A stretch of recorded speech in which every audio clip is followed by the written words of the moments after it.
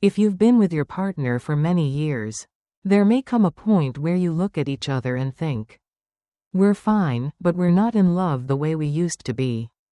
The butterflies are quieter. The passion feels softer. Life has become a mix of work, bills, kids, chores, and scrolling on the couch at the end of the day.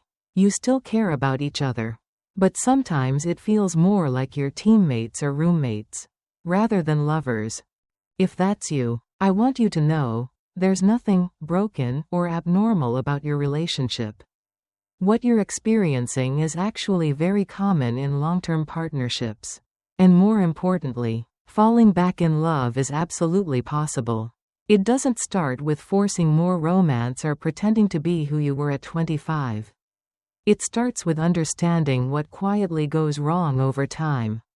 In this video, we're going to explore 5 key patterns that can slowly drain the love and connection out of a long-term relationship, often without you even realizing it's happening. We'll look at why familiarity can make us stop trying, how small unhealed hurts build up, what happens when we stop really knowing each other, how emotional and physical intimacy can fade, and why love always requires active effort. We'll draw from solid psychological research, including Dr. John Gottman's work in attachment theory, and we'll walk through realistic stories of American couples so you can see these patterns in everyday life. Not just in theory. By the end, you'll have a clearer picture of why love fades over time, and more importantly, practical ways to rekindle closeness, intimacy, and warmth with the person you're already with. So as you listen, I invite you to be gentle with yourself and with your partner. Even the strongest relationships go through seasons of distance. With empathy, honesty, and consistent effort, you really can fall in love again, this time in a deeper, more mature way. Now, let's dive into the first key. 1. When familiarity causes us to stop loving like we used to. After years together, partners become deeply familiar with each other's habits and routines. That familiarity can feel safe and comforting, but it can also lead to complacency. What once felt exciting and special can start to feel routine. Psychologists call this hedonic adaptation. We get used to the good things in our lives, including our partner, so they no longer create that same emotional spark they did in the beginning. In other words, we start taking each other for granted.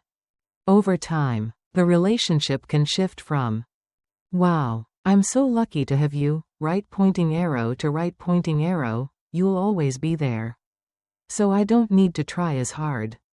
Think of an American couple, Mike and Sarah, married for 12 years. In the early days, Mike would bring Sarah little surprises, send her sweet texts, and say, I love you, just because.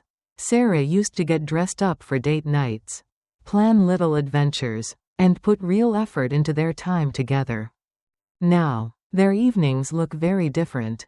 They collapse on the couch after work, scroll on their phones, or watch TV in old sweatpants.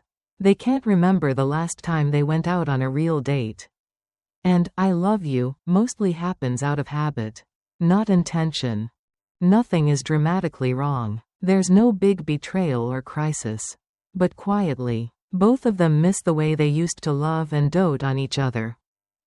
From a psychological standpoint, this is very common and even biological. Our brains adapt to what's familiar. Sexual arousal and excitement around the same person and the same patterns often decline over time. This is related to what researchers have called the Coolidge effect, the idea that novelty naturally tends to generate more excitement than repetition. The very things that make long-term love comforting, familiarity, safety, knowing each other inside out, are also the things that can make passion harder to sustain. When we stop discovering new things about each other and stop creating new experiences together, the relationship can slip into autopilot. But this doesn't mean there's something wrong with you or your partner.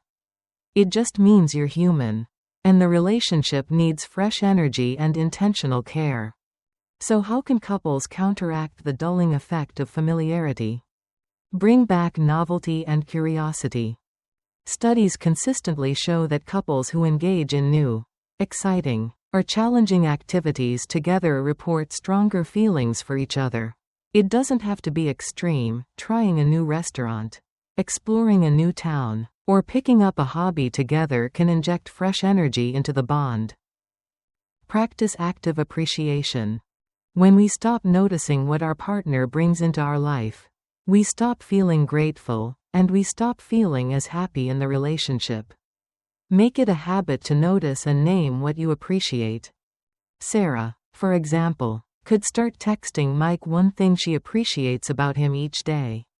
Mike might reintroduce a simple monthly date night. These small, repeated choices break the routine and remind both partners why they chose each other. Accept that love changes form. The goal isn't to recreate month one fireworks forever. The goal is to deepen love as it evolves, choosing to pay attention. Even when things feel familiar. Familiarity doesn't have to breed boredom. If you stay curious and thankful, it can actually breed a deeper, more grounded intimacy. 2. When small unhealed hurts slowly erode love. Most long-term relationships don't fail because of one big event. Instead, they slowly weaken through death by 1,000 paper cuts.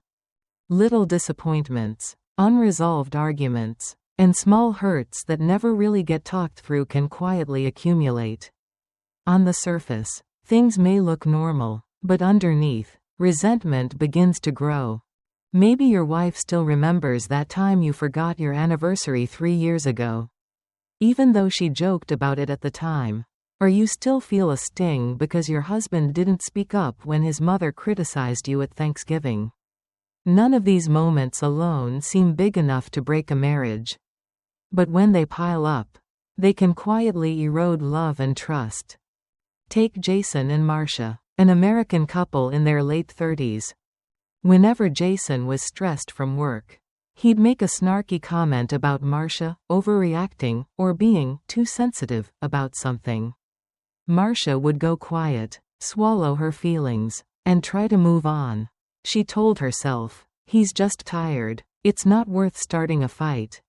Over the years, these little cuts added up. Fast forward a few years, Marcia feels emotionally shut down. In couples therapy, she finally breaks down and says, "You've belittled me so many times. I just stopped talking to you about my feelings." Jason is shocked. He thought they'd had a few minor disagreements. Nothing major. For him, those moments were in the past. For her, they were unhealed wounds still very much alive. Psychotherapists often describe resentment as a silent saboteur of relationships, a quiet, unspoken anger that festers beneath the surface. It usually begins small. A promise repeatedly broken. A recurring conflict never fully resolved. A feeling of not being appreciated or heard. Instead of addressing it, one or both partners minimize it. "It's fine. It's not a big deal." But buried emotions don't disappear. They grow. Over time, resentment can chip away at trust and emotional safety, lead to withdrawal and emotional distance, eventually turn into contempt, eye rolls, sarcasm, a tone that says, "What's wrong with you?" Dr. Gottman's research shows that contempt is one of the strongest predictors of divorce. When you start seeing your partner not as someone who makes mistakes, but as someone who is the mistake, it's very hard to feel in love. The antidote to slow building resentment is gentle honesty and repair. Talk about the small hurts before they become big ones. Find calm moments to say things like, "Hey, when this happened, it really bothered me. Can we talk about it?" Make regular, emotional check-ins. Some couples schedule a short weekly check-in where each person can share anything that's been sitting heavy on their heart. The goal isn't to attack, but to stay current with each other emotionally. Repair quickly and sincerely. Learn to say, "I'm sorry I hurt you," and really listen to the impact of your actions. For Jason and Marcia, this was a turning point. As Jason became more mindful and Marcia started expressing her feelings sooner, the invisible wall between them began to come down. Everyone in long-term relationships will hurt each other sometimes, that's unavoidable. What matters is whether you repair those hurts or let them calcify into resentment. Think of it like maintaining a house. Fix the small leaks before they rot the foundation. 3. When life changes but we fail to update our love maps. Over the years, our lives change, careers shift, interests evolve, new friendships form, kids arrive, health challenges show up. You're not the same person you were 5, 10, or 20 years ago, and neither is your partner. Dr. John Gottman uses the term love maps to describe how well you know your partner's inner world, their current dreams, worries, joys, stresses, and favorite things. In strong relationships, these love maps are regularly updated. But when couples get busy or complacent, they often stop asking deeper questions. They talk about logistics, but not about each other's inner lives. Eventually, they can wake up and feel like strangers living under the same roof. Meet Alicia and Marcus. In their 20s, they bonded over indie music, long talks about their ambitions, and spontaneous road trips. They knew each other's dreams and fears deeply. Fast forward 15 years. They're juggling demanding jobs and 2 school-age kids. Their conversations revolve around chores, kids' schedules, and bills. Marcus is pouring his energy into a new startup, but Alicia knows almost nothing about his day-to-day struggles or wins. Alicia has gotten into spirituality and yoga, but Marcus hasn't shown much curiosity about this new part of her life. They're managing life as a team, but they've lost touch with each other's inner worlds.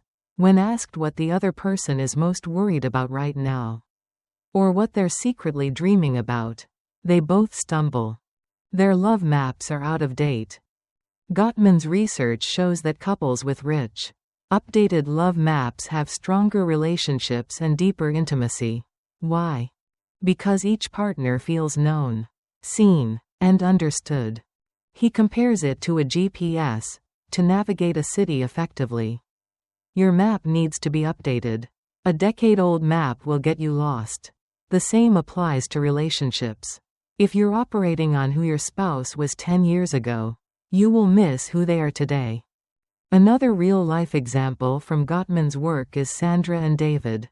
Married with 3 kids, they reported feeling like they didn't know each other anymore.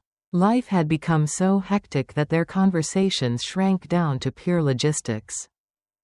In counseling, they realized they had to date each other again to rediscover each other's inner worlds. To keep your love maps up to date, stay curious. Ask open-ended questions.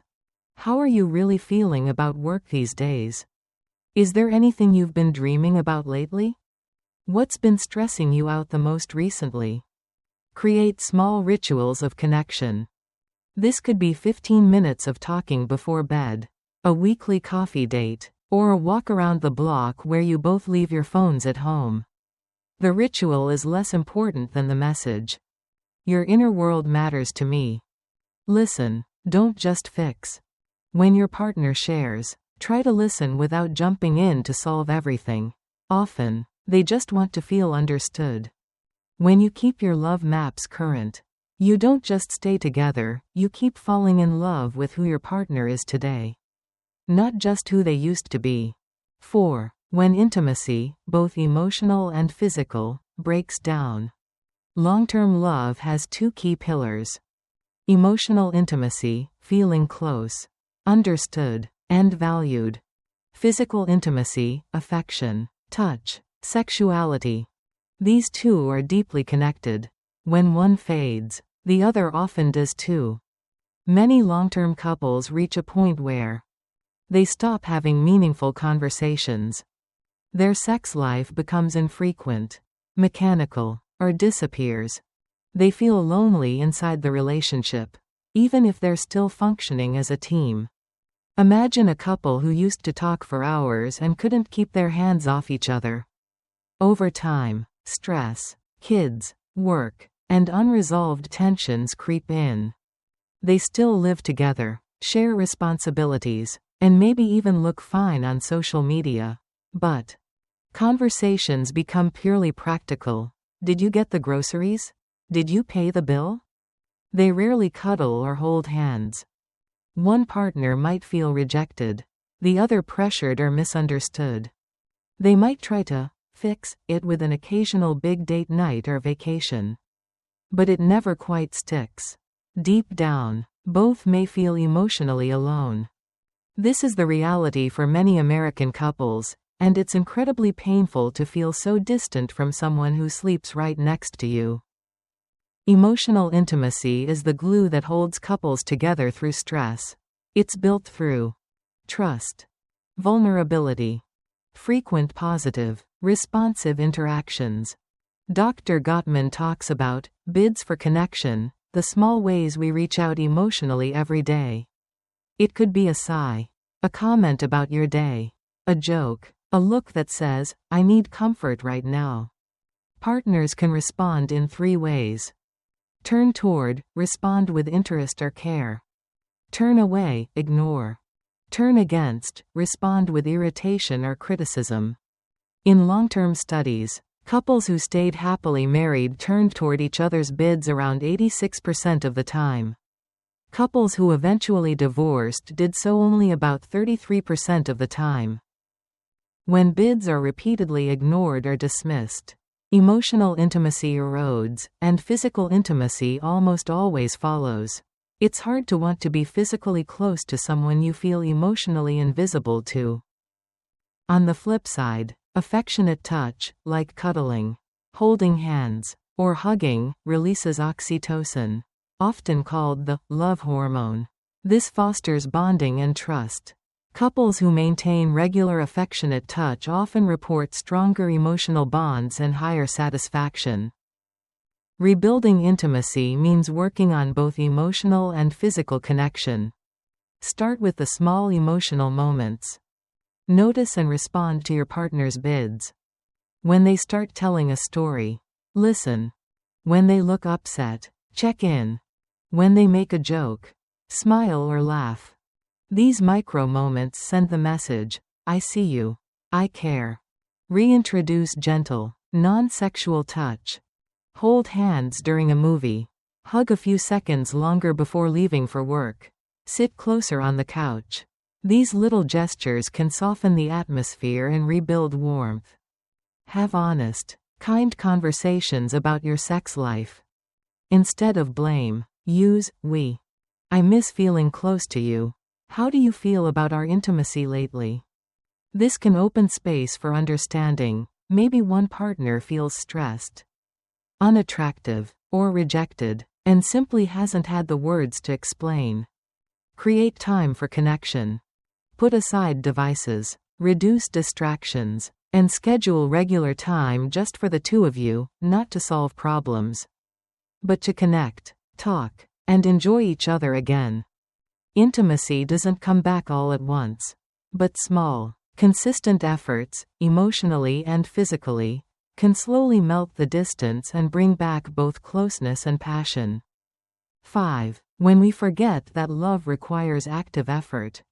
One of the most damaging myths in our culture is this idea. If we're truly meant for each other, love should be easy and effortless. Many people quietly believe that if they have to work on the relationship, it means something is wrong. Hollywood movies and fairy tales feed this expectation. In reality, couples who've been married 30, 40, or 50 years will tell you the opposite. Lasting love requires ongoing effort. Not constant struggle or misery, but consistent attention and care. Think of a couple who had an amazing start. They fell hard for each other, did all the romantic things, and felt like soulmates. After they get married or move in together, life gets busy. Careers demand more. Kids come along. Aging parents need help. Stress levels rise. Slowly, the relationship moves to the bottom of the priority list. They stop going on dates. They stop really talking. They assume, we're solid. We don't need to try as hard anymore. Years later, they look at each other and say, what happened to us? Often, the answer isn't that they weren't meant to be. It's that they stopped investing on purpose. Therapists often compare a relationship to a garden. Good soil equals compatibility and attraction. But even the best soil will grow weeds if you ignore it. Dr. John Gottman has noted that every relationship experiences a constant tension between forces that pull you together and forces that pull you apart: stress, routine, conflict, distractions, temptation, fatigue. The difference between couples who thrive and couples who drift apart is not luck. It's that thriving couples actively push back, they choose to show up. Communicate, repair, and nurture the connection. Importantly, when experts talk about work in a relationship, they don't mean endless sacrifice or drama. They mean being intentional about how you talk to each other. Being thoughtful about staying close, not waiting for problems to explode. Seeing challenges as something you tackle together, not as a sign you picked the wrong person. Active effort in love looks like this. Regular meaningful communication. Talk about more than logistics.